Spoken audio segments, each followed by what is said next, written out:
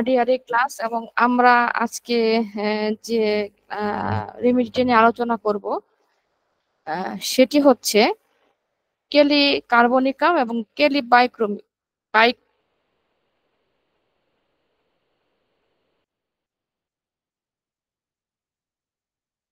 আচ্ছা, কেলি কার্বোমিটার এবং কেলি বাইক্রোমিন। তো এখন এই কেলি কার্ব মেডিসিনটা আমরা চেষ্টা করব সবগুলো মেডিসিনকে একসাথে গ্রুপ রেমেডি হিসাবে আলোচনা করার জন্য। গ্রুপ রেমেডি গুলো খুব চমৎকার ভাবে কিন্তু আলোচনা করা হয়। এই কেলি বাইক্রোমিকাম আর কেলি কার্বনিকাম দুইটি যেহেতু কেলি গ্রুপের রেমেডি, তাই আমি এখানে একটু এই কেলি গ্রুপ রেমেডিটা আলোচনা করব। শুধুমাত্র কিন্তু আমরা শুধু দুইটা রেমেডি না, কেলি গ্রুপের যতগুলো রেমেডি আছে আমরা কিন্তু সবগুলো রেমেডিকে আজকে একসাথে পড়ে ফেলবো ইনশাল্লাহ। তো আশা করি আপনারা যারা আজকে আমার এই ক্লাসটা আছেন এবং শুনছেন, তারা নিশ্চয়ই এই কেলি গ্রুপ রেমেডি থেকে অনেক কিছু জানতে পারবেন। প্রথমে আগে আমি দেখি কেলি গ্রুপ রেমেডিতে কি কি রেমেডি আছে। দেখেন, কেলি আর্স, কেলি মিউর, কেলি কার্ব, কেলি পাইক্রোমিকাম, কেলি আয়ট, কেলি সালফ, কেলি চোর, কেলি ক্যান্থাম, কেলি ফস, কেলি অ্যাটেন্টাম, কেলি ব্রোম, কেলি কস্ট, কেলি ক্রোমিকাম, কেলি কস্টিকাম, অনেক আছে, কেলি ফ্লোর, কেলি ফ্রিও, সেনাটাম। আসলে এত এগুলো অনেক বেশি আনকমন নাম, এগুলো হয়তো বা আমরা খুব বেশি একটা ইউজও করি না, কিন্তু বেশি বেশি কেলি গ্রুপের অনেক মেডিসিন কিন্তু আবার আছে, যেমন এই যে কেলিফস, কেলিফ্লোর, কেলিকার, কস্টিকাম, এগুলো কিন্তু আমাদের জন্য অনেক বেশি দরকার। তো আমার আজকে আলোচ্য বিষয়টি হচ্ছে কেলিকার এবং বাইক্রোমিকাম। হ্যাঁ, কেলিব্রাইকোমিকাম এবং কেলিকার্বনিকাম, বা আমরা যেটাকে ক্যালিবিস বলি, ক্যালিবিস এবং ক্যালিকার সংক্ষিপ্ত ভাবে। এই জন্য আমি এই দুইটা মেডিসিনকে রেড কালার করে দিয়েছি শুধুমাত্র আলোচনার স্বার্থে। আর দেখেন, এই আজকের এই একটা প্রেজেন্টেশনের মাধ্যমে আপনারা কতগুলো রেমেডি জানবেন। কেলি আর্স জানবেন, কেলি মিউর জানবেন, কেলি আয়োড জানবেন, কেলি সার্ফ জানবেন, এগুলো তো কেলি ফস, এগুলো তো আমাদের জন্য একটা কমন রেমেডি, যে মেডিসিন গুলো আমরা আজকে ইনশাল্লাহ সবগুলো একসাথে পড়বো। তো ঠিক আছে, আমরা আগে এটা ইন্ট্রোডাকশনটা জেনে নেই। সেটা হচ্ছে কেলি প্লাস কে প্লাস, মানে সকল কেলি গ্রুপের যে মেডিসিন গুলো, এই জন্য এখানে কে প্লাস দিছে। নর্মাল কনস্টিটিউশন, হ্যাঁ, এটা হচ্ছে সাধারণত যে টিস্যুর একটা যাদের ফ্লুইড থাকে বা টিস্যুতে একটা সেপ থাকে, এই ধরনের পেশেন্টদের ক্ষেত্রে এই কেলি গ্রুপ রেমেডি। আমি কিন্তু শুধুমাত্র কেলি ব্রোম বা কেলি কাপ কিন্তু বলতেছি না, সকল কেলি, হ্যাঁ, সকল কেলি গ্রুপের রেমেডির ভিতরে খুব ভালো কাজ করে। এবং এটা কিন্তু বেশিরভাগ সময় একটা নার্ভাস সেল যাদের, হ্যাঁ, তাদের দেখা যায় যে খুব নার্ভাস থাকে, তাদের ইয়াটা সেলগুলি খুব নার্ভাস ইয়েতে থাকে, অল্পতে খুব হাঁপায় যায়, দুর্বল হয়ে যায়, এই ধরনের রোগীদের ক্ষেত্রে খুব ভালো এটা কাজ করে। এবং সাথে তো তার দুর্বলতা, কার্ডিয়াক অ্যাটাক এগুলো থাকবেই। তো মায়াজমটা কি? মায়াজম হচ্ছে সোরিক এবং সাইকোটিক মায়াজম, অর্থাৎ প্রত্যেকটা কেলি গ্রুপের রেমেডিটা হচ্ছে সোরিক এবং সাইকোটিক মায়াজম। কনস্টিটিউশন, অর্থাৎ কিভাবে আপনি এই কেলি গ্রুপ রেমেডির গুলাকে আপনি অন্যান্য মেডিসিন থেকে আলাদা করবেন, অর্থাৎ তারা দেখতে কেমন হয়। যদি আমরা একটু ভাবি, দেখেন, হ্যাপি বিল্ড মানে কি? স্টুট অ্যান্ড রবাস্ট মানে হচ্ছে যে তারা দেখতে খুব, মানে ইষ্টপিষ্ট, হ্যাঁ, আমরা যেটাকে বলি মোটা কাটা, ইষ্টপিষ্ট এবং শক্তিশালী, একদম রবাস্ট, মনে হচ্ছে যে একদম একটা দত্তের মতো, হ্যাঁ, খুব উঁচা লম্বা, একদম ইষ্টপিষ্ট, বডি ফিটনেস এরকম। এবং আর কি থাকে, তাদের ইডিমা থাকে। ইডিমাটা কি? শোথ জমে পায়ের ভিতরে, মুখের ভিতরে, পেটের ভিতরে, যে কোনো জায়গায় তাদের শোথ জমে।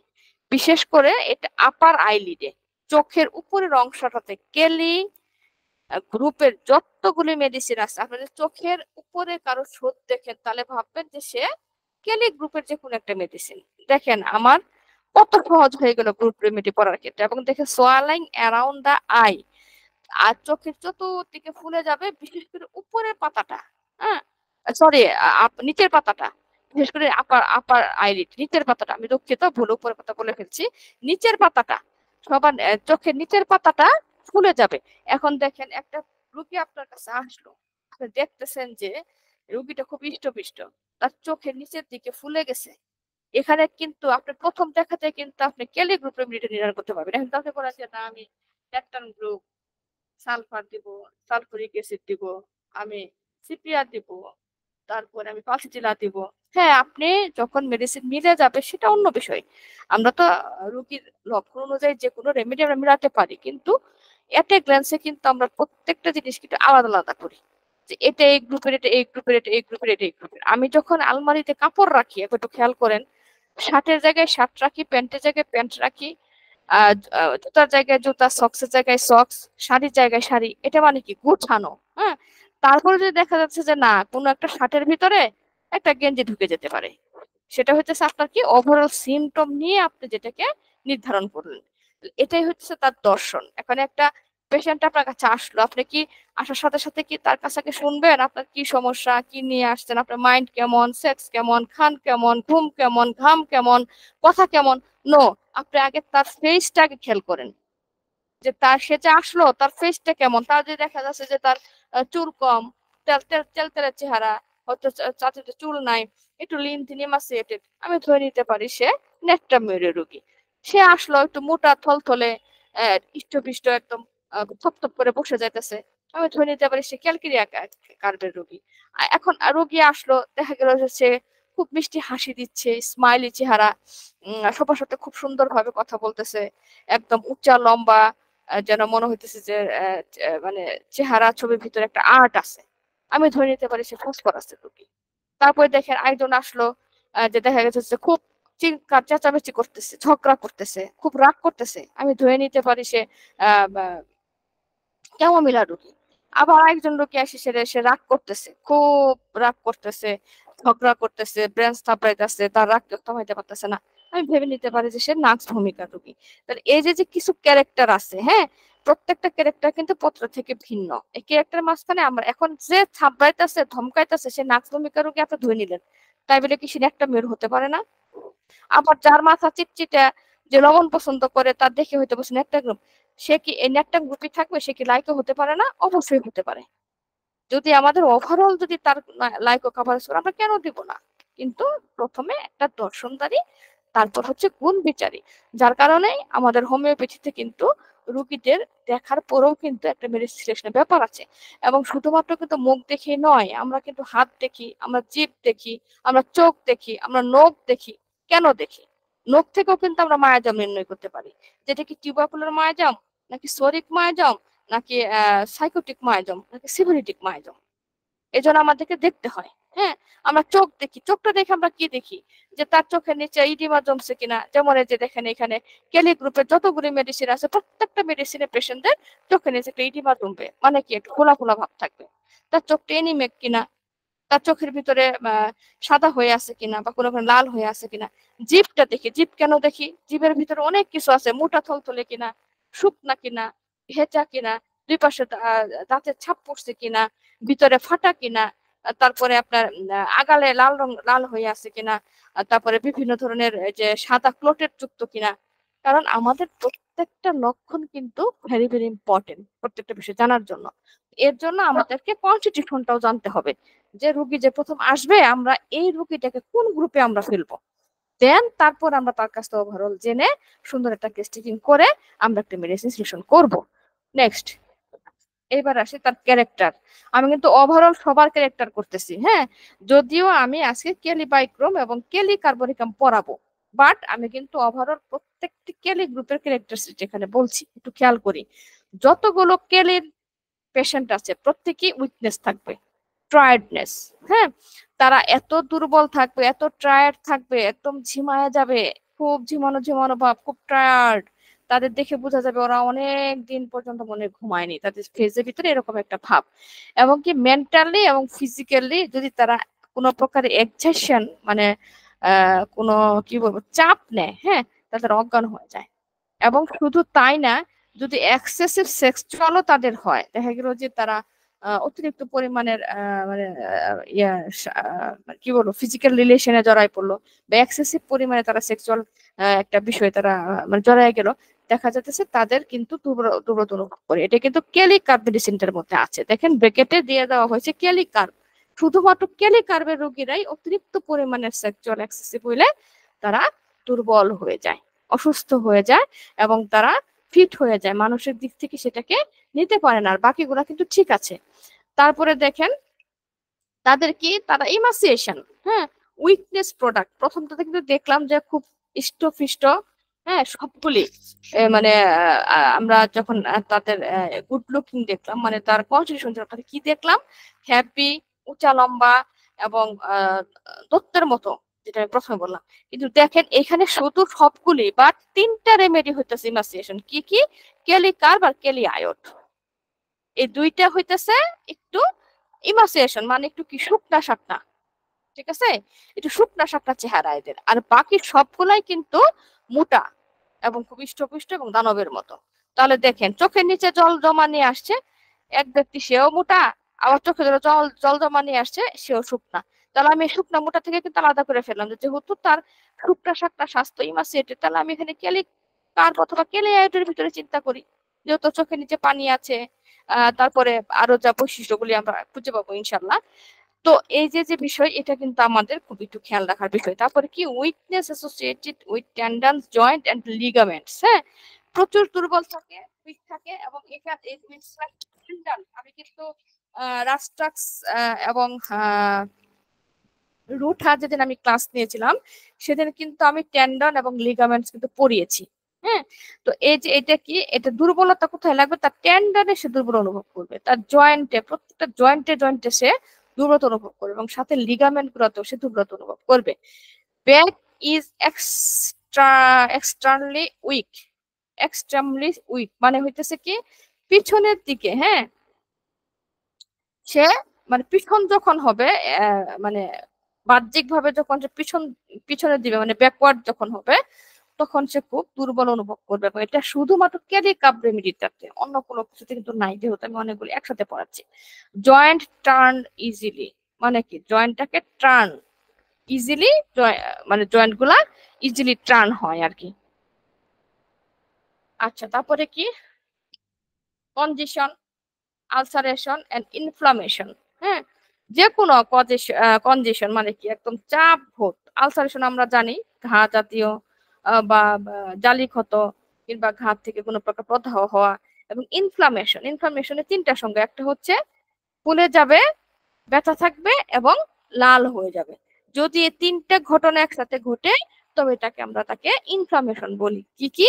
ফুলে যাবে, ব্যথা থাকবে, এবং রেড কালার হয়ে যাবে, মানে লাল হয়ে যাবে। তাহলে দেখেন, যদি কারো কোনো কারণে যে ফুলে গেছে, ব্যথা হয়ে গেছে, লাল হয়েছে চতুর্দিকে, এবং ক্ষত নিয়ে আসছে, ক্ষতটাও কি চতুর্দিকে লাল, ফুলে গেছে, তাহলে কিন্তু আমরা কেলি গ্রুপ মেডিসিনটার কথা একবার ভাবতে পারি। Increase and alternates mucus secretions. দেখা যাচ্ছে যে মিউকাস তো আমরা জানি, এটা তো আসলে বোঝার করার কিছুই নাই। মিউকাস সিক্রেশন হচ্ছে, এবং খুব খুব খুব বেশি পরিমাণে মিউকাস সিক্রেশন হচ্ছে। হ্যাঁ, এখানে দেখেন কেলি আয়োড যে রেমেডিটা, এটা কিন্তু প্রফিউজ ওয়াটারি এবং বার্নিং ডিসচার্জ। আমরা একটু খেয়াল করি, দেখেন এই ডিসচার্জ করা থাকে। এখন একটা ধরেন একটা লিকোরিয়ার একটা পেশেন্ট আসলো, সাপোজ। এখন লিকোরিয়ার একটা পেশেন্ট আসলো, এখন সে তো কেলি গ্রুপের হইতেও পারে। কেলি গ্রুপের হলে এখন আপনি তাকে লিকুইডটা জিজ্ঞেস করেন, আপনার লিকুইডটা কেমন, সে বলো প্রচুর পরিমাণের হয়, এবং কি হয়, ওয়াটারি, মানে পানি পানির মতো যায়, আর সাথে কি হয়, জলে, বার্নিং ডিসচার্জ। তাহলে আপনি ধরে নিলেন যে এটি কেলি আয়োড গ্রুপের, সে হয়তো বা কেলি আয়োড ইয়ের মেডিসিন চাচ্ছে। হ্যাঁ, পেশেন্টটা কেলি আয়োডের। আবার কেলি বিচের ডিসচার্জটা কি হবে, সেটা হবে ইয়েলো, একটু একটু হালকা হালকা ইয়েলো কালার। স্ট্রেনি ডিসচার্জ, স্ট্রেনি মানে কি, কাপড়ের ভিতরে সহজে দাগটা উঠে না, মানে লেগে থাকে। হ্যাঁ, একদম স্ট্রেঞ্জি যেটা, স্ট্রেঞ্জি এটা একদম মানে খুব শক্ত হয়ে থাকে সহজে, কিন্তু এই মানে যেটাই হোক আপনার, নাক থেকে কোনো ডিসচার্জ পড়ুক, বা লেকোরিয়া হোক, বা স্রাব হোক, যে কোনো স্রাবটাই সহজে কাপড় থেকে উঠে না, নাক থেকে উঠতে চায় না।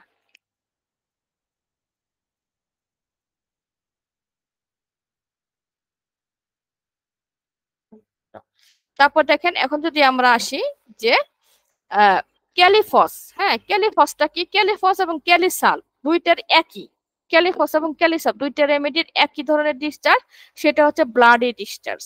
মানে যে কোনো ধরনের ডিসচার্জ আসবে তার ব্লাডি। সে বলবে যে আমার যখন লিকোরিয়া হয়, আমি দেখি লিকোরিয়ার ভিতরে একটু লাল লাল লাল লাল একটা কি যেন কালার আসে। সে বলবে যে আমার যখন নাক দিয়ে কোনো ডিসচার্জ পড়ে, মনে হচ্ছে যে কেমন জানি একটু হালকা হালকা হালকা ব্লাডি ব্লাডি কালার। যখনই পেশেন্ট এই কথাটা বলবে এবং তার যদি আরো কিছু লক্ষণ থাকে, যে চোখ খোলা, একটু ইষ্ট দেখতে, হ্যাঁ, তাহলে কিন্তু আমরা ধরে নিব যে এটা ক্যালিফস অথবা ক্যালিসালফেট রেমেডি। তারপর তো আমরা তাকে আলাদা করবো ক্যালিফস কি ক্যালিসালফ কি। যদি দেখা যায় যে সে ঠান্ডা খাইতে পছন্দ করে, একটু দেখতে দেখতে শুনতে একটু ফসফরাসের মতো, ক্যালিফস মানে কি, এখানে ফসফরাসের কিছু ক্যারেক্টার এটার ভিতরে থাকবে রোগীর মধ্যে। আর ক্যালিসালফ মানে কি, সালফারের কিছু ক্যারেক্টার তার মধ্যে থাকবে। চুলকাচ্ছে, তারপরে লাল হয়ে যাচ্ছে, একটু অপরিষ্কার গুছের, সহজে মনে করেন যে রোগ ভালো হতে চায় না, স্কিনে বিভিন্ন ধরনের চর্মরোগের সমস্যা আছে, তাহলে আমরা তাকে ক্যালিসালফ দিতে পারি। তারপরে কি, এখন এখানে আছে অ্যাবনর্মাল যে সিক্রেশন গুলি, হ্যাঁ অ্যাবনর্মাল কিছু সিক্রেশন আছে, যেমন কি কি ক্যালিকার্বেট কি কি সিক্রেশন, ইডিমা লোয়ার লিম্ব, হ্যাঁ এদের ইডিমাটা কোথায় হয়, নিচের নিচের দিকে লোয়ার লিম্বে ইডিমাটা দেখা দেয় ক্যালিকার্বেট। আবার ক্যালিসালফের কি হবে, পালমোনারি এডিমা, যেটা হইতেছে আমরা হাইড্রোথ্রাক্স বলি, এটা পালমোনারি, যে ফুসফুসে ফুসফুসে ইডিমা ইডিমা হচ্ছে। হ্যাঁ এটা তো আসলে একান্তই টেস্ট রিপোর্ট না হলে আমরা বুঝতে পারবো না। কিন্তু এমনিতে যদি কারো লোয়ার লিম্বে যদি ওইডিমা হয়, তাহলে তো আমরা বুঝতে পারবো যে এটি ক্যালিকার্বেট রোগী। কিন্তু লোয়ার লিম্বে হলো না, একটা টেস্ট নিয়ে আসলো, সে দেখা গেলো যে পালমোনারিতে তার ইডিমা হয়েছে, তাহলে কিন্তু আমরা ক্যালিসালফের কথা চিন্তা করবো। আবার ক্যালিকার্ব এবং ক্যালিআয়োড এই দুইটা রেমেডিতে কি হবে, হাইড্রোস্টিস আর হইতেছে জয়েন্ট গুলাতে মুভমেন্ট করলে তার বৃদ্ধি পাবে। হ্যাঁ জয়েন্ট গুলাতে হাইড্রোসিল, আমরা যেটাকে বলি ওই যে মাথায় জল জমা, হ্যাঁ হাইড্রোসিল যেটা হইতেছে যে মাথায় জল জমা, পানি জমা, হ্যাঁ এই ধরনের রোগীকে বলে। তাহলে এটা ক্ষেত্রে ক্যালিকার্ব এবং ক্যালিআয়োড ধরে নিব। আর জয়েন্টে যখন সে মুভমেন্ট করবে, হ্যাঁ বিশেষ করে হাঁটুর জয়েন্টটা যখন সে মুভমেন্ট করবে, তখন তার হাঁটুর জয়েন্টে পেইন অনুভব করবে। এটা হচ্ছে সেন্ট্রাল নার্ভাস সিস্টেম। হ্যাঁ সেন্ট্রাল নার্ভাস সিস্টেমে কোনো প্রবলেম থাকবে, এটা সম্পূর্ণ কেলি গ্রুপের রেমেডির ভিতরে অন্তর্ভুক্ত। তারপর কনভালশন অর্থাৎ খিঁচুনি, কোরিয়া মানে রক্তন রোগ, এপিলেপসি, এটাও খিঁচুনি, এটা কিন্তু ক্যালিকার্পের খুব ভালো একটা রেমেডি। তারপরে তার রেসপিরেটরি সিস্টেমে কোনো প্রবলেম, হ্যাঁ তারপরে নিঃশ্বাসে তার কোনো একটা সমান অপারেশন ব্রিদিং, তার নিঃশ্বাসে নিতে তার একটা প্রবলেম থাকতে পারে। মার্কড অ্যাকশন অফ লাং মানে লাংকে কোনো কিছু মার্কিং করা হলো, দেখা গেল যে লাং হয়তো বা স্পট পড়ে গেছে, বা লাংকে হয়তো কোনো সিস্ট হইতে পারে, অর্থাৎ এনি মার্ক, যে কোনো ধরনের একটা মার্ক হয়ে গেল লাংকে, হ্যাঁ এই ক্ষেত্রে কিন্তু আমরা এই কেলি গ্রুপের রেমেডি কিন্তু ব্যবহার করতে পারি। তারপরে নিউমোনিয়া, ব্রঙ্কাইটিস, এগুলোর ক্ষেত্রে কিন্তু ব্রঙ্কাইটিসের ক্ষেত্রে বা নিউমোনিয়ার ক্ষেত্রে তো কেলি গ্রুপের রেমেডি চমৎকার রেমেডি। এমন দেখা যায় যে টিবি যাদের হয়, যাদের টিবি হয়, পালমোনারি টিবি হয়, লাংকে টিবি হয়, এই ধরনের রোগীদের কিন্তু অনেক সময় এই কেলিকার মেডিসিনটা দিয়ে কিন্তু খুব চমৎকার মানে রেজাল্ট কিন্তু পাওয়া যায়। এবং অলরেডি আমি আমার একটা মানে নিয়ারেস্ট একজন পেশেন্ট ছিল, যার টিবি হয়ে গেছিল, তার লাংকে এত পরিমাণে সমস্যা ছিল যে কাশতে কাশতে তার অবস্থা খুব খারাপ হয়ে যেত, এবং দেখা গেল যে তার লাংকের ভিতরে একটু স্পট ধরা পড়ছে এবং ছোট ছোট সিস্টের মতো হয়েছে। আমি কিন্তু পেশেন্টটাকে কেলিকাপ দিয়েছি এবং আলহামদুলিল্লাহ অনেক ভালো রেজাল্ট কিন্তু আমি পাচ্ছি। তো যাই হোক, আরো কিছু তো অবশ্যই গুণ মানে বৈশিষ্ট্য আছে, যেহেতু আমি সব সংক্ষিপ্ত করে বললাম, বাকি বৈশিষ্ট্যগুলো আমি বললাম না। কিডনিতে সমস্যা, কিডনি এফেক্টেড, এবং দেখা যায় যে যদি এটার কারণে তার পায়ের নিচে পানি আসে, হ্যাঁ অনেক সময় রোগীদেরকে আমাদের একটু ফিজিক্যাল এক্সামিন করা প্রয়োজন। আপনি চোখে দেখে যদি রোগীকে একটা টেস্ট দিয়ে দেন, যেমন তার পায়েতে পানি আসছে, এখন আপনি তাকে বলে ফেলতে পারেন যে আপনার যেহেতু পায়েতে পানি আসছে, আপনি একটু ক্রিটিনাইন টেস্ট করেন। হুম আপনাকে জিজ্ঞেস করবে আপনার কি ক্রিয়েটিনিন টেস্ট করা আছে, রোগী যদি বলে যে হ্যাঁ আছে, তাহলে তো আলহামদুলিল্লাহ দেখে ফেলেন। নাই, তাহলে একটু ভাবতে পারেন যে যেহেতু আপনার পায়ে পানি আসছে, আপনি একটু দেখেন আপনার ক্রিয়েটিনিনটা ঠিক আছে কিনা। অনেক সময় দেখা যায় চোখের নিচে কালো দাগ হয়ে গেছে, আপনার রোগীকে অনায়াসে বলতে পারেন যে আপনার যে চোখের নিচে দাগটা হয়েছে, এটা কেন হয়েছে, এটা কি ঘুমের জন্য হয়েছে, না কোনো টেনশনের জন্য হয়েছে, না কি কারণে। রোগী বলবে যে না আমার তো আসলে আমি তো ঘুম তো একটু কমই হয়, বা ঠিক হয়, কিন্তু দেখা যায় যে দাগটা আমাদের দীর্ঘদিন যাবত চোখের নিচে একটু কালো দাগ পড়ে আছে, তাহলে আপনি তাকে একটা রিপিট প্রোফাইল দেন, দেখেন যে তার ভিতরে কোলেস্টেরলের সমস্যা আছে কিনা, তাহলে কেন তার চোখের নিচে এরকম ফুলে থাকবে বা দাগ হয়ে থাকবে। তারপরে দেখতেছেন একটা রোগী ঘা নিয়ে আসছে, তার দীর্ঘদিন যাবত ঘা, সে আপনাকে কমপ্লেন করতেছে যে আমি তো একটু কেটে গেছে আমার হাতটা, আমি অনেকদিন যাবত এটা শুকাচ্ছে না, আমি কি করব? আপনি তাকে টেস্ট করেন, ডায়াবেটিস একটা টেস্ট করেন, তার ডায়াবেটিস আছে কিনা। এর জন্য কিছু হচ্ছে, এগুলো হচ্ছে একটা মানে ডাক্তারের একটা মানে মেকআপ আমি বলি। হ্যাঁ, ডাক্তারের মেকআপটা কি, যে এই যে যে আপনি যখন রুগীকে এগুলো কিছু দেখে, যেমন একটা মহিলা পেশেন্ট আসলো, মহিলা পেশেন্ট আসলো, দেখা গেল যে তার আহ, ই দিয়ে মানে গোফের মতো করে বের হয়েছে, মানে আপার লেগ, ঠোঁটের উপরে একটা আপার লেগ হচ্ছে একটু মোটা থলথলে। আপনি তাকে দেখে বলতে পারেন যে আপা আপনার কি পিরিয়ডটা ইরেগুলার? বলতে পারেন যে হ্যাঁ আমার তো পিরিয়ডটা ইরেগুলার। তখন বলে ফেলতে পারেন তাহলে বোধহয় আপনার ওভারিতে কোনো সিস্ট বা টিউমার কিছু একটা আছে, আপনি একটা ইউএসজি টেস্ট করে নিয়ে আসেন। রোগী কিন্তু খুশি হয়ে যাবে যে বাহ, ডাক্তার তো আসলে খুব চমৎকার, আমাকে কিছু দেখে উনি শুধু টেস্ট দিয়ে দিল, টেস্টও ধরা পড়লো এমন কিছু। বা সাথে সাথে আপনি একটা থাইরয়েড টেস্ট দিতে পারেন, যেহেতু পিরিয়ডের ব্যাপার, দেখা গেলো যে তার টিএসএইচটা বেশি। তো এইগুলো হচ্ছে রোগীকে বোঝানোর জন্য কিছু বিষয়, যেগুলো কিন্তু একটা ডাক্তারের আর্ট। হ্যাঁ, ওই যে আমরা মান্যতার মনে ডাক্তার হব না, যে we treat the patient not the disease, এটা বলে বলে যে আমরা পেশেন্টকে আমরা টেস্ট দিব না, সেটা কিন্তু এখনকার যুগে না। কারণ একটা রোগী আপনার এখন ভালো আছে, 6 মাস পরে যে তার ক্রিয়েটিনাইনের সমস্যা হবে না, 6 মাস পরে যে তার আপনার থাইরয়েড বেড়ে যাবে না, এটা কি কোনো গ্যারান্টি আছে? আজকে তার থাইরয়েড, আজকে তার কিডনি সমস্যা হয়েও যেতে পারে। তাহলে আমাদের যত আধুনিক যন্ত্রপাতি আছে, আমরা কেন একটা কথা বলে নিজেকে দামায় রাখবো? আপনি রোগীকে টেস্ট দেন, রোগী চাচ্ছে, রোগী আপনার কাছে চাচ্ছে যে আমার পেটের ভিতরে ব্যথা করতেছে, চুরমুর করতেছে, ডাক্তার সাহেব আমাকে একটা একটা আলট্রাসোনোগ্রাম দেন, আমার পায়ে কেন পানি আসে ডাক্তার সাহেব কি করি? আপনি দেন একটা ক্রিটিনাইন টেস্ট, আমার চোখের সমস্যা, দেন একটা লিপিড প্রোফাইল টেস্ট। সমস্যা তো নাই, রোগী তো চাচ্ছে। কিন্তু ওই একটা কথা বলেই আমরা আমরা হোমিওপ্যাথিটাকে খাটো করে মানে ছোট করে ফেলি। যে ট্রিটটা অবশ্যই আমরা ট্রিট দা পেশেন্ট, পেশেন্টকে ট্রিট করব, কিন্তু পেশেন্টকে ট্রিট করার পাশাপাশি আপনাকে জানতে হবে যে রোগীর লিপিড প্রোফাইল কত। লিপিড প্রোফাইল আপনি জানলেন না, আপনি তার প্রেশার সম্পর্কে জানলেন না, আপনি তার ডায়াবেটিস সম্পর্কে জানলেন না, অথচ আপনি খাবারের কোনো মেনটেন দিলেন না, তাহলে কি আপনার রোগটা সহজে ভালো হবে? আপনার একটা একটা আম, কি বলবো আমি, প্রেশারের একটা রোগী আসলো, প্রেশার একটা রোগী আসলো, আপনি সব বন্ধ করে দিলেন, তার তার প্রেশার সকল ওষুধ আপনি বন্ধ করে দেন, তাহলে আপনি তো রোগীটাকে মারলেন। আপনি অবশ্যই রোগীকে পুরাটা আপনি ওভারঅল সিমটম নিয়ে আপনি রোগীটা দেখবেন, কিন্তু আপনাকে হুট করে তার প্রেশার ওষুধ বন্ধ করে দিবেন? এটা তো কাম্য না একটা রোগীর জন্য।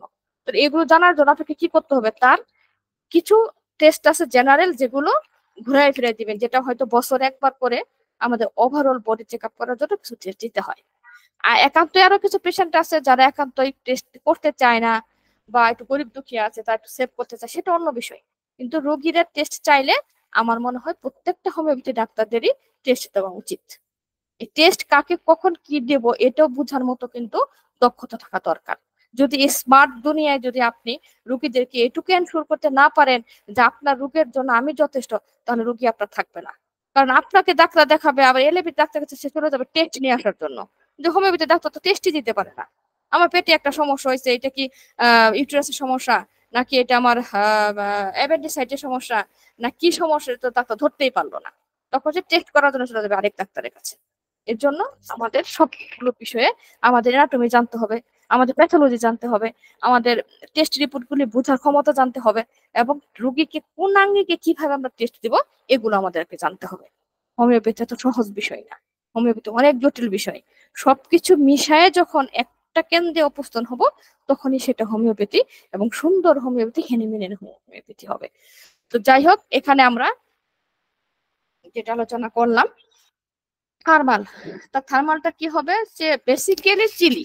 হ্যাঁ, বেসিক্যালি সে শীত কাতর, তবে এক্সেপশন তো কিছু থাকবেই, যেমন ক্যালিকার্প, ক্যালি আয়ট, ক্যালি সার্প, এগুলি হয়তো বা একটু গরম কাতর, কিন্তু বাকি সবগুলোই সাধারণত একটু শীত কাতর থাকে। তারপরে কি, তারপর হইতেছে তার মুখে এক প্রকারের একটা ব্যাড স্মেল সে অনুভব করবে।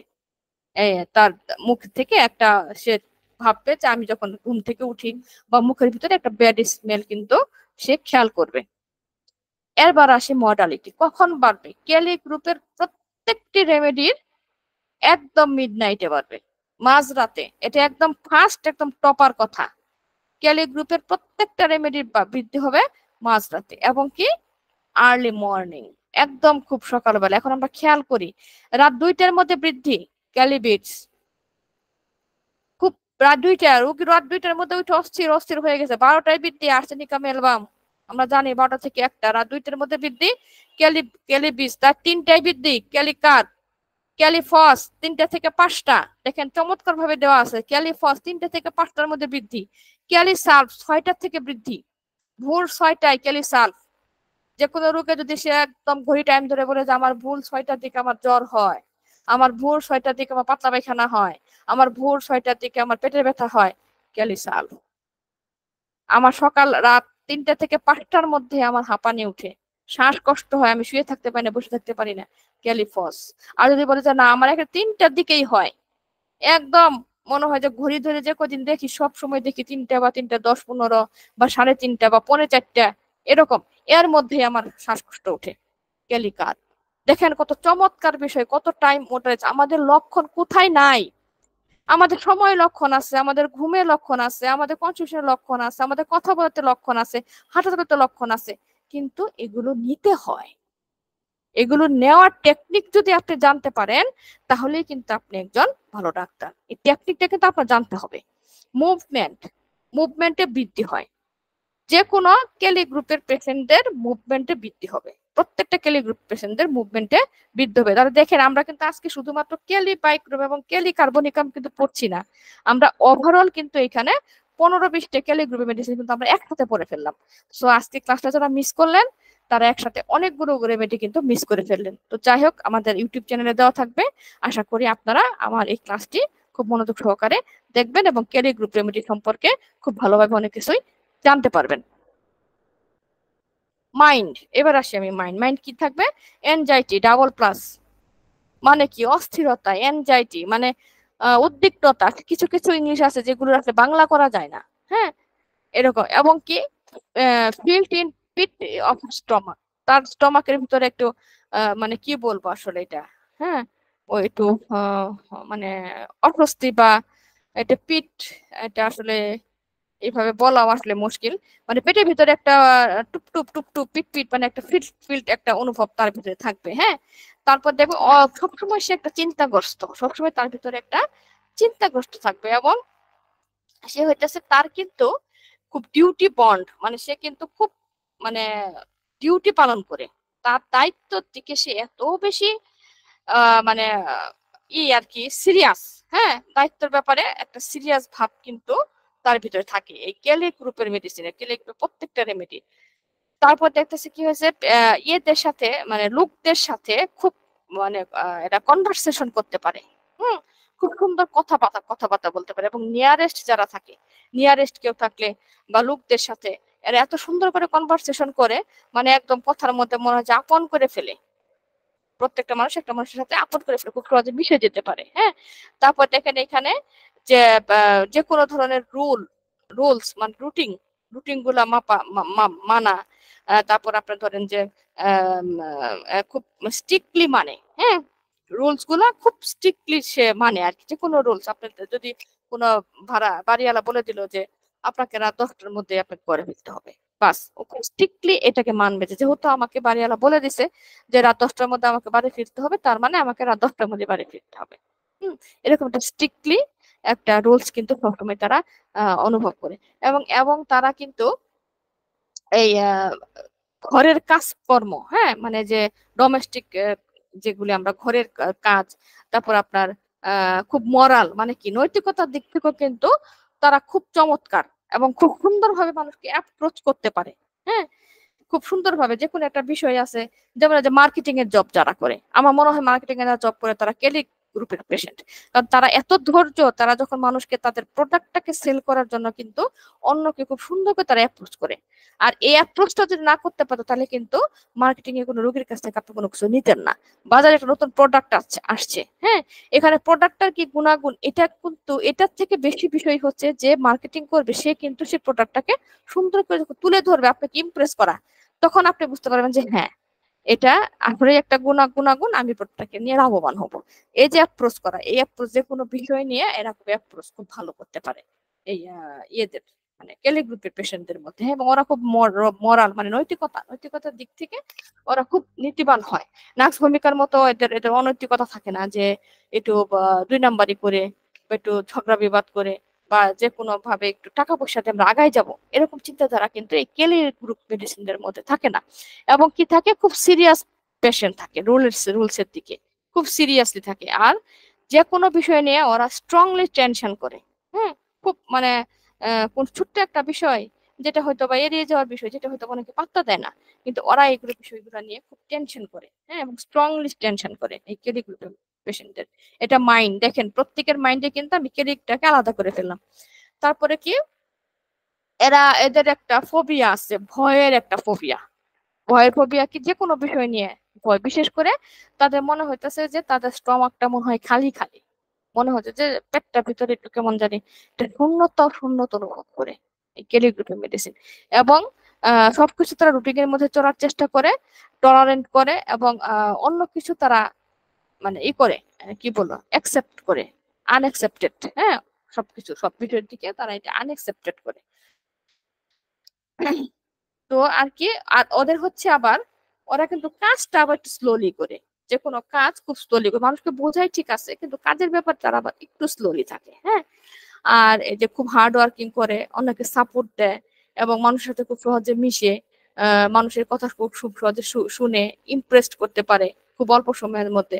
এবং লেবারের কাজগুলা যেগুলা খুব হয়তো দৈহিক পরিশ্রম, এগুলো ওদের জন্য খুব কষ্টকর।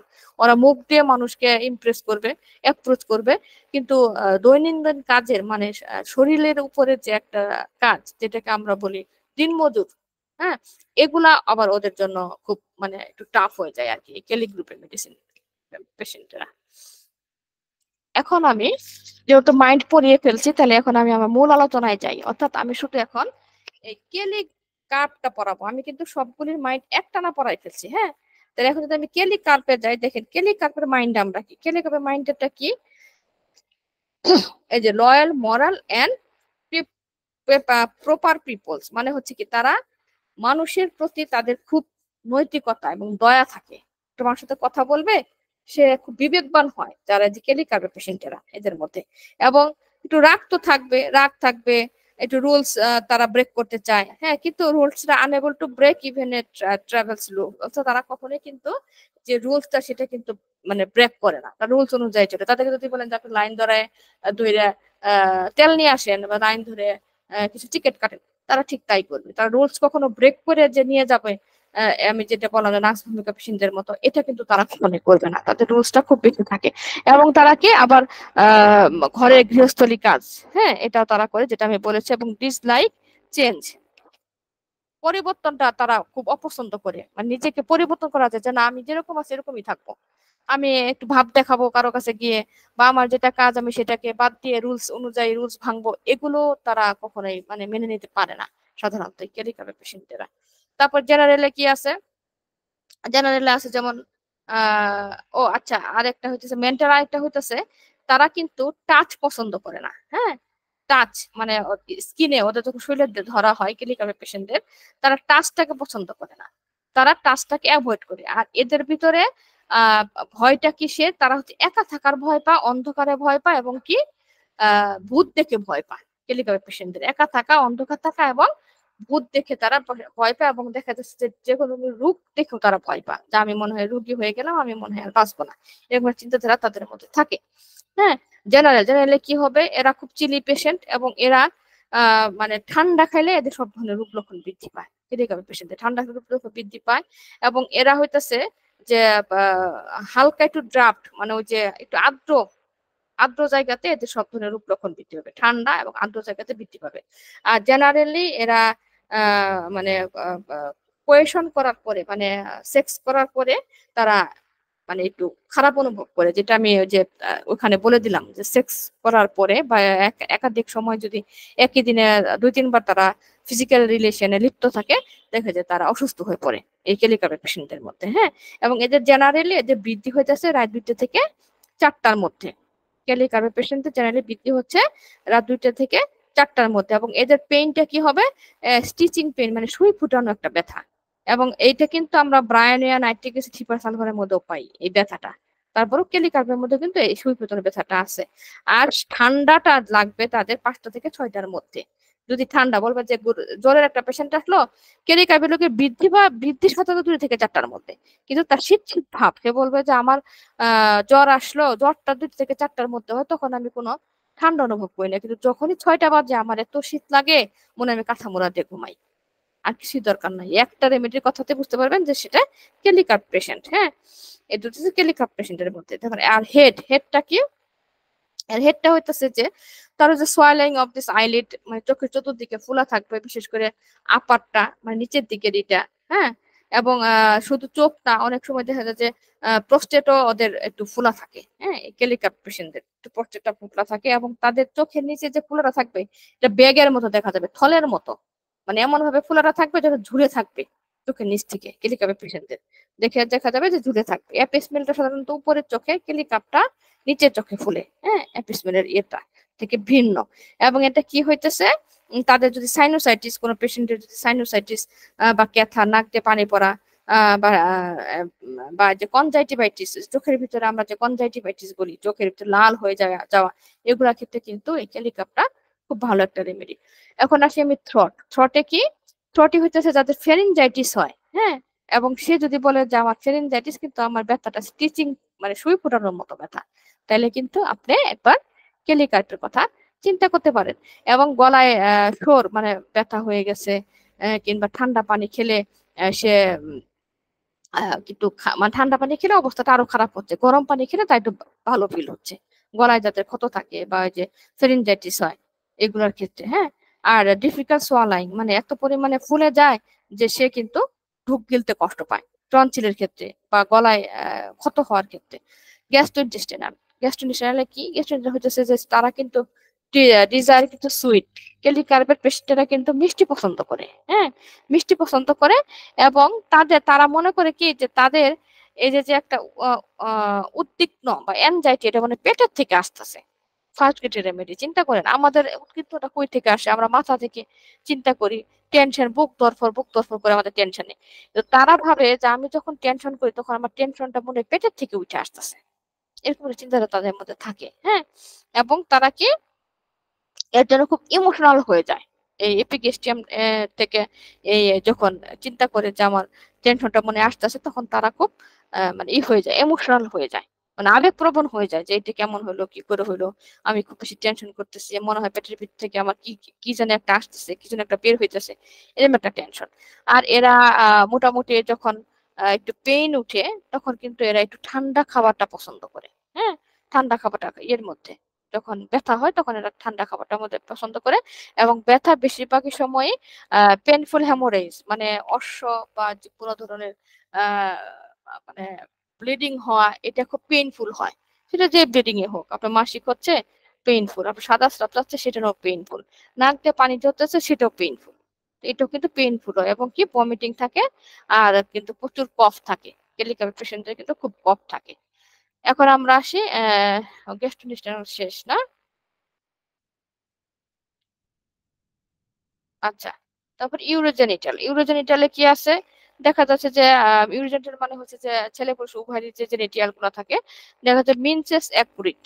এই কেলিকাবের পেশেন্টদের মিনসেস গুলা খুব অ্যাকুরিট থাকে, এবং এক্সপ্লোরেটিং, মানে কি জলটা উঠে সেখান থেকে, এক্সপ্লোরেটিং, এবং মাসিক কিন্তু অনেক দিন পর পর হয়, ডিলে ডিলে অনেক দিন পর পর। এর জন্য কিন্তু ওই যে যাদের মাসিক দেরিতে হয় তাদের কিন্তু আমরা বলি যে প্রথমে পালসেটিলা, তারপর নেকটাম মেও, তারপর না হলে একটু স্কেলিকাল। এবং এটা দেওয়ার পর থেকে পরে কিন্তু আল্লাহর রহমতে কিন্তু খুব ভালো, কিন্তু যাদের মাসিক বন্ধ থাকে তাদের কিন্তু হয়ে যায়। নেটটা মেমোরি পরে কিন্তু একটা স্কেটিক আপ খুব ভালো কাজ করে এই পিরিয়ডের ক্ষেত্রে। তারপরে মেট্রোরেজিয়া, ফাইব্রয়েড টিউমার্স ইউটেরাসে, হুম, তারপরে যে কোনো লেবার পেইন, মিসক্যারেজ, এবং কিডনিতে যদি কারো স্টোন থাকে, এবং সেই স্টোনে যদি দেখা যায়, কিডনিতে যদি দেখা যায় যে স্টিচিং পেইন, মানে সুই ফোটানোর মতো ব্যথা, হুম, সোরিয়াসিস, তারপর আপনার রেনাল ফেলুয়ার, তারপরে এই যে এগুলার ক্ষেত্রে, বিশেষ করে ক্ষেত্রে তাদের চোখের কোনো সমস্যা থাকলে, চোখ যদি কোনো সমস্যা থাকে, ফুলে যায়, লাল হয়ে যায়, প্যাথোলজি সৃষ্টি হলে কিন্তু কেলিকার্পটা ভালো একটা রেমেডি। চেস্টে কি, অ্যাজমার জন্য কেলিকার্প অত্যন্ত চমৎকার একটা রেমেডি। এবং বিশেষ করে যদি কোনো পেশেন্ট আপনাকে বলে যে আমার রাত 2টা থেকে 4টাও, বিশেষ করে 3টায় বৃদ্ধি, একটা কথায় আর কিচ্ছু লাগবে না, ক্যালিকার্প অনেক রোগী ভালো করছি। কাশি, হাঁপানি, কি হয় মাঝরাতে উঠে পড়েন, কখন উঠি রাত 3টের সময়, সম্ভব রাত 3টে বলতে তার ওরা একজাক্টলি 3টে বলতে পারে না, 2টা থেকে 4টের মধ্যে আমার কাশিটা বেড়ে যায়। বেসিক্যালি কখন বাড়ে, 2টা থেকে কাশি শুরু হয়, 3টায় গিয়ে এমন কাশি, এমন ধমক, এমন শ্বাসকষ্ট, আর টিকতে পারি না, এই অবস্থা করতে করতে 4টে পর্যন্ত যায়। বাস, ক্যালিকার একটা ডোজ দেখবেন ম্যাজিকের মতো কাজ করবে পেশেন্টের। তারপর আবার কি মানে সে শ্বাসকষ্ট জনিত, সে নিতে পারে না, এরকম একটা মানে শ্বাসটান তার মধ্যে থাকে ক্যালিকার্পের রোগীদের মধ্যে। এবং সে যখন একটু মাথাটাকে একটু উঁচা করে শোয়, মানে কি বলবো, হালকা ব্যান্ডিং, আমরা যে একটু হালকা অধঃশোয়া বলি, অধঃশুলে কিন্তু পেশেন্ট খুব ভালো বেটার করে। হ্যাঁ, তাহলে এটাই কিন্তু একদম ক্যালিকার্পের চেস্টের কিন্তু চমৎকার একটা মেডিসিন। এবং কনজেস্টিভ হার্ট ফেলুয়ার, যদি কারো রীতিমতো বারবার হার্ট ফেল করে, তাহলে কিন্তু অ্যানজাইনা পেক্টোরিস, বুকের ব্যথা, বুকে যে কোনো ধরনের ব্যথা, অ্যানজাইনা পেক্টোরিস, হার্ট ফেল, হ্যাঁ, পালপিটেশন, তারপরে এগুলার ক্ষেত্রে সোয়ালাইং ব্রেস্ট, কারো যদি ব্রেস্ট ফুলে যায়, চতুর্দিকে ফুলে যায়, লাল হয়ে যায়, এখানে যদি একদম টিচিং পেইন থাকে, তাহলে কেলিকাপ খুব চমৎকার একটা রেমেডি, কেলিকাপ। তো এটা চেস্ট চলে গেল। তারপর আমরা কফে আসি। কফটা কি হবে? স্পাজমোটিক কফ। মানে কি স্পাজমোটিক, তো আমি বুঝাই, একটু থেমে থেমে চেপে চেপে স্পাজমোটিক কফ, এবং tickling in the throat. Tickling মানে কি সুরসুরানি। সে বলবে যে আমার কফটা কেমন হয়, সুরসুরানি হয়, এবং ওই একই কথা স্পেশালি 2 থেকে 4টার মধ্যে বাড়ে, এবং আমি যখন সকালে ঘুম থেকে উঠি তখন আমার কফটা বেশি মনে হয়। এবং এই কফটা কেমন হয়?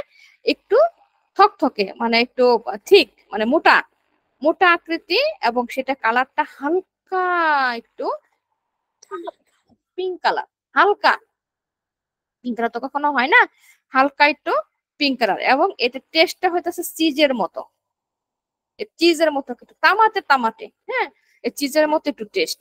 বাস এই কিছু কথাতে, এবং কি কথাতে কিন্তু আপনি কেমিক্যাল দিতে পারেন। এবং সাথে কি হুপিং কফ, হুপিং কফ তো আমরা চিনি, এই যে এরকম ভিতর থেকে যে একটা শ্বাসকষ্ট হয়, এটা হচ্ছে হুপিং কফ। এই হুপিং কফ এবং যে কোনো ব্রঙ্কাইটিস, হ্যাঁ, এই হুপিং হুপিং কফ, ব্রঙ্কাইটিস, এগুলোর ক্ষেত্রে কিন্তু খুব ভালো একটা রেমেডি হচ্ছে ক্যালিকাপ। তারপর দেখেন শুধুমাত্র চেস্টের জন্য না, কফের জন্য না, আমরা এবার ব্যাক, যে কোনো low back pain, sciatica pain, specially right side back pain, drive to out to bed and night, অর্থাৎ রাতে ঘুমাইতে যাওয়ার আগে তার ব্যাক পেন হয়, বিশেষ করে যখন সে বেডে যায় তখন তার প্রচুর পরিমাণে ব্যথা হয়, ব্যথাটা এক জায়গা থেকে আরেক জায়গায় ছড়িয়ে যায়। এবং সে যদি প্রেসার দেয়, প্রেসারে তার ভালো লাগে, মানে কি চাপ দিলে ভালো লাগে, সকালবেলা ঘুম থেকে ওঠার সাথে সাথে ব্যথাটা শুরু হয়, চাপলে তার ভালো লাগে, এবং ব্যথাটা রাতে বিছানায় গেলে সরিয়ে পড়ে, বিশেষ করে রাইট থেকে রাইট সাইডে। তাহলে কিন্তু আমরা একবার কেলিকাপের কথা ভাববো। কেলিকার্পে কিন্তু বাচ্চাদের যে নিউমোনিয়া, যে ধরনের ছোট বাচ্চারা মায়ের পেট থেকে নিউমোনিয়া নিয়ে আসে, বা একটু ছোটবেলা নিউমোনিয়া হয়, তাদের জন্য কিন্তু কেলিকার্প একটা আদর্শ, মানে আশীর্বাদ স্বরূপ একটা মেডিসিন। অনেক নিউমোনিয়ার বাচ্চা আপনি কেলিকাপে ছাড়াইতে পারবেন।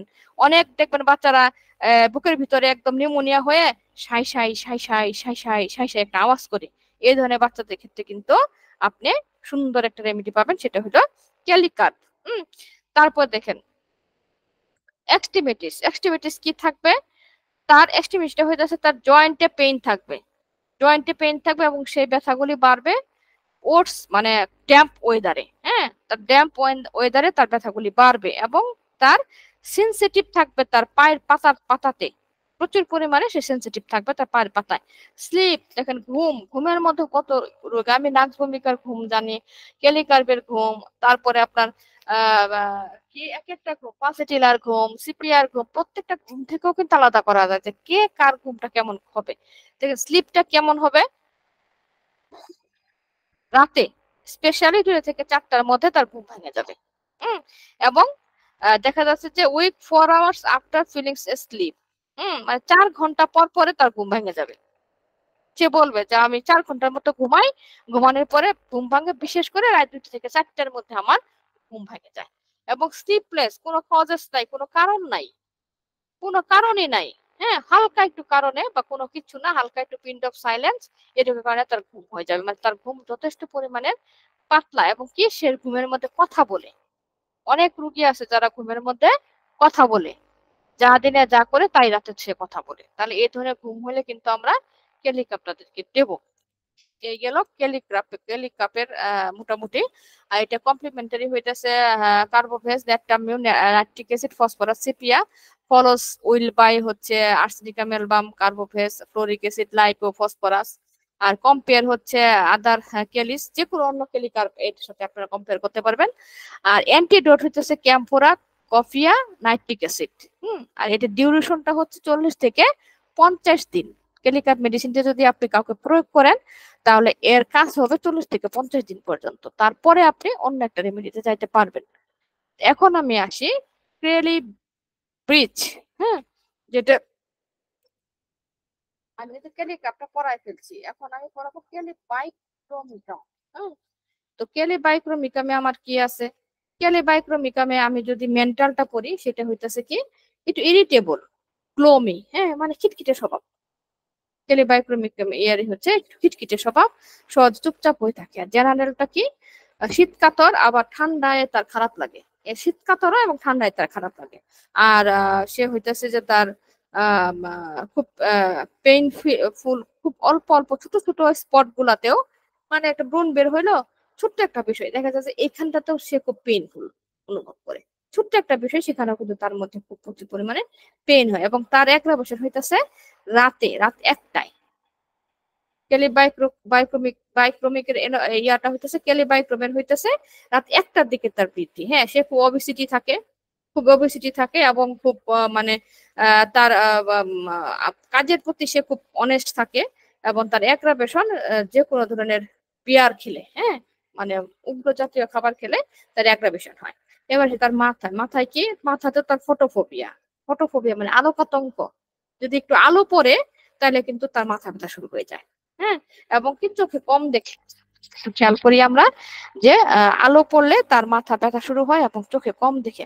এবং হেডেকটা যে কোনো একটা সাইড হয়, মাথা ব্যথাটা একটা একটা সাইড হয়, এবং খুব হেভিনেস থাকে, সাথে বার্নিং থাকে, মনে হয় যে জ্বালা পোড়া করতেছে, তার মাথায় জ্বালা পোড়া করতেছে। এটা কিন্তু কেলিয়াইডের মধ্যেও আছে।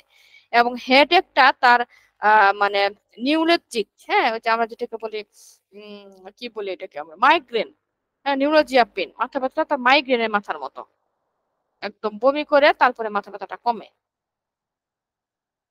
তাহলে এটা হইতাছে তার। আর আরেকটা হইতাছে sensation of hair on the tongue. মানে এটা দেখেন আরেকটা বিষয়, এটা একটা ফার্স্ট রেমেডি। সেটা হচ্ছে সবসময় সে মনে করে তার মুখের ভিতরে বা জিহ্বার মধ্যে মনে একটা চুল জড়াই আছে। এটা কিন্তু সাইলেশিয়ার মধ্যেও আছে। এবং সাইলেশিয়ারটা মুখে ভাবে, যার জন্য কিন্তু সাইলেশিয়া রোগীরা কিন্তু আহ আহ, বারবার থুতু ফেলে। আবার ইয়েরটা কিন্তু গ্রাফাইটিসের রোগীরা কিন্তু মুখের মধ্যে ভাবে, কারণ সে বারবার রুমাল দিয়ে মুখ মুছে। আর ইয়েরটা হচ্ছে ক্যালিবাইক্রোমেরটা হইতেছে তারা জিব্বার মতো চিন্তা করে যে আমার জিব্বার মধ্যে মনে হয় একটা চুল জড়াই আছে, এরকম একটা চিন্তা তাদের মধ্যে থাকে। নোজ কি, তাদের হচ্ছে সাইনোসাইটিস, তাদের সাইনোসাইটিস সমস্যা, নেজাল প্রলিপ, নাক দিয়ে অনেক ডিসচার্জ করে, ডিসচার্জটা কি ঠিকই একটু গোলাপি গোলাপি কালার, একটু ইয়েলো কালার, স্টিনজি। হ্যাঁ, এই ধরনের ক্ষেত্রে তাদের কিন্তু এই ক্যালিবাইক্রোমটা কিন্তু ভালো একটা রেমেডি। এবং strong nasal quantity of the voice, মানে নাক দিয়ে আওয়াজও হয়, অনেক সময় নাক দিয়ে আওয়াজ হয় না, ঠান্ডার কারণে টু টু পু পু একটু আওয়াজ হয়। এই আওয়াজ হইলেও কিন্তু ক্যালিবাইক্রোম রেমেডিটা খুব ভালো কিন্তু কাজ করে।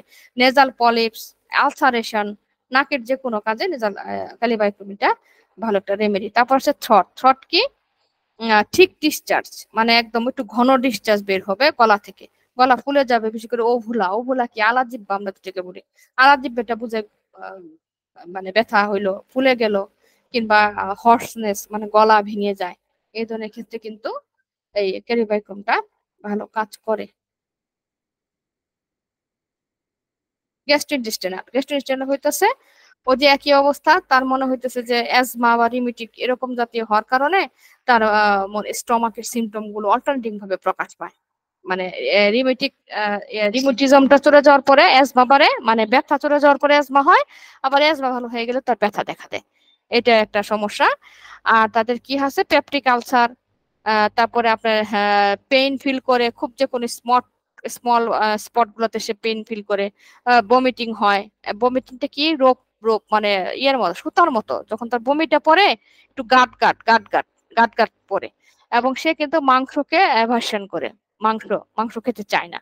আর কিন্তু মিষ্টির প্রতি প্রচন্ড আগ্রহ থাকে, ক্র্যাভিং সুইট। হ্যাঁ, একটা খেয়াল করি, ডিজায়ার মানে আপনি মাছ মাংস ডিম দুধ কোনটা পছন্দ করেন? হ্যাঁ, আমি মাংস পছন্দ করি। আর ক্র্যাভিং হইতেছে অত্যাধিক পছন্দ করা, মানে প্রচুর পরিমাণে সে খায়, এটার প্রতি সে আসক্ত। এটা হচ্ছে ক্র্যাভিং। হ্যাঁ, ডায়রিয়া, তারপর ওটস মর্নিং অন রাইস, সকালবেলা ঘুম থেকে উঠে খারাপ লাগা, তারপরে আপনার মদ থদ খাইলে তাদের খারাপ লাগে, বিয়ার খাইলে, সামার সিজনে যদি কারো ডায়রিয়া হয়, কোলাইটিস হয়, এবং অল্টারনেটিভ ভাবে যদি রিমুটস এবং ডায়রিয়া হয়, তাহলে কিন্তু ক্যালিপিস মেডিসিনটা খুব ভালো একটা কাজ করে। ইউরোজেনেটিয়াটা কি, কিডনি স্টোন, এবং স্টিচিং পেইন থাকবে, সাথে পেইনটা থাকবে রেডিয়েটিং, ব্লাডার পর্যন্ত চলে যাবে। দেখেন কেলি কার্বের ভিতরেও কিন্তু আমরা এই কিডনি স্টোনটা পাইছি, স্টিচিং পেন, ওটা হচ্ছে কিডনি স্টোন, স্টিচিং পেন। আর কেলি ব্রোমের ভিতরে কি আছে, কিডনি স্টোন থাকবে, ব্যথাও করবে, কিন্তু সেটা আপনাকে সরায় ব্লাডার পর্যন্ত চলে যাবে, ব্যথাটা ব্যথাটা সরে রেডিয়েটিং করবে, এটা সরিয়ে একদম ব্লাডার পর্যন্ত চলে যাবে। এবং সাথে তার মানে ই থাকবে, সেক্স ড্রাইভ। হ্যাঁ, মানে সেক্সের প্রতি তার বেশি একটু আগ্রহ থাকবে। কেলি কাঠ রুগীরা কিন্তু সেক্সের প্রতি একটু অনীহা প্রকাশ করে, তারা যদি সহবাস করে বা ফিজিক্যাল রিলেশনে যায় অসুস্থ হয়ে পড়ে। ক্যালিব্রোম কিন্তু আবার তা না, সরি ক্যালিবিস কিন্তু আবার তা না। ক্যালিবিস কিন্তু উনি কিন্তু ওর কিন্তু সেক্সুয়াল ইনক্রিজটা অনেক বেশি। হ্যাঁ, এবং লেফট ওভারিতে কারো সিস্ট যদি থাকে, তাহলে আমরা ক্যালিবিসের কথা ভাববো। চেস্ট কি, অ্যাজমা, এবং এটা স্পেশালি রাত 1টা থেকে 2টার মধ্যে বাড়বে।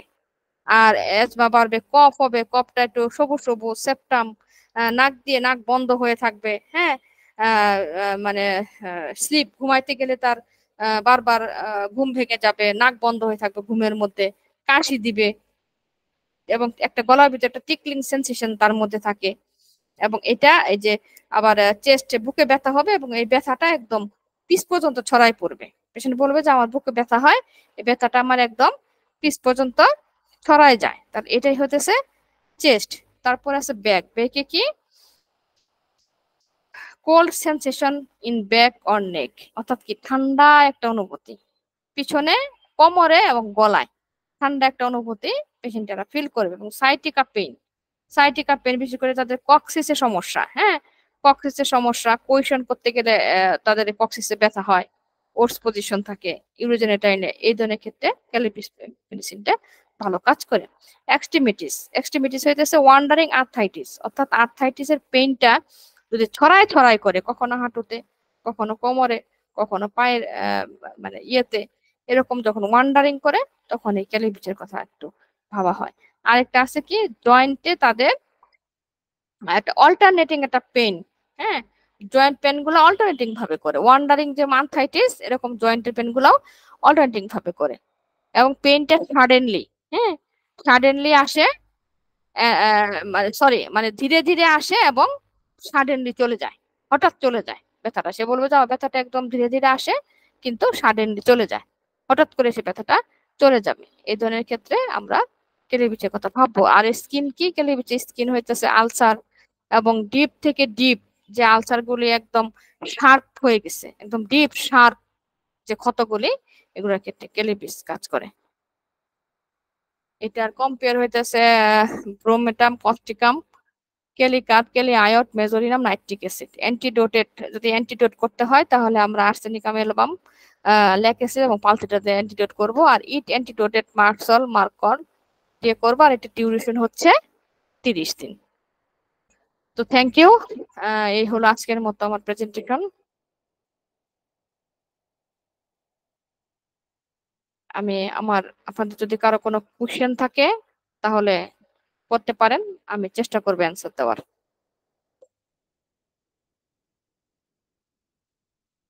দাদা রেকর্ড বন্ধ করেন।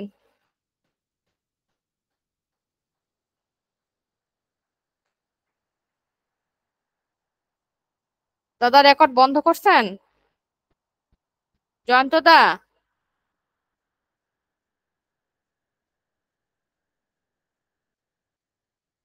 দাদা রেকর্ড বন্ধ করেন। আপনাদের কারো কোনো কোশ্চেন আছে?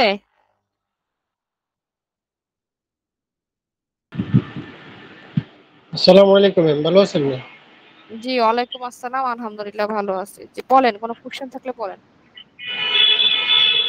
ম্যাম, টেলিকার্ভ তো ব্যক্তি শ্লেষ্মা প্রদান এবং স্থূলকায় হবেন এরকম।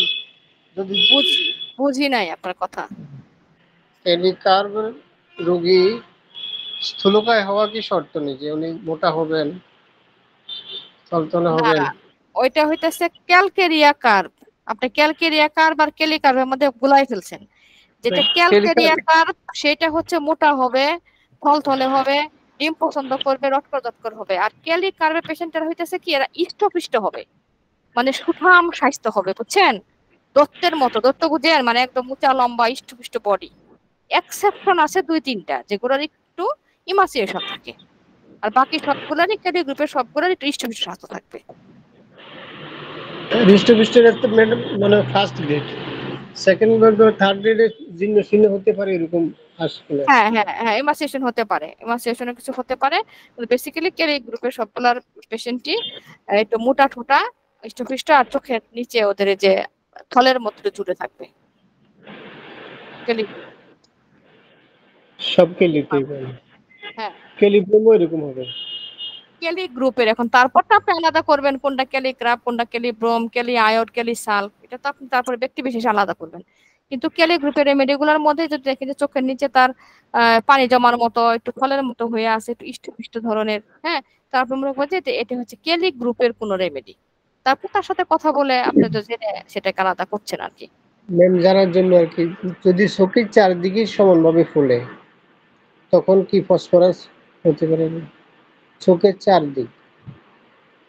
চোখের অ্যাপিসমেল হচ্ছে উপরে, নিচে হচ্ছে ক্যালিগ্রাফ, পুরাটা কি ফসফরাস কিনা আমি শিওর না, আসলে এটা একটা আছে, বাট আমি এই মুহূর্তে শিওর বলতে পারছি না ফসফরাস না কি রেমেডি, আমি উপরে শিওর। নিচে হতে পারে, হতে পারে, হতে পারে, আমি এই মুহূর্তে শিওর না, এটা আমিও পড়েছিলাম বাট ভুলে গেছি আসলে।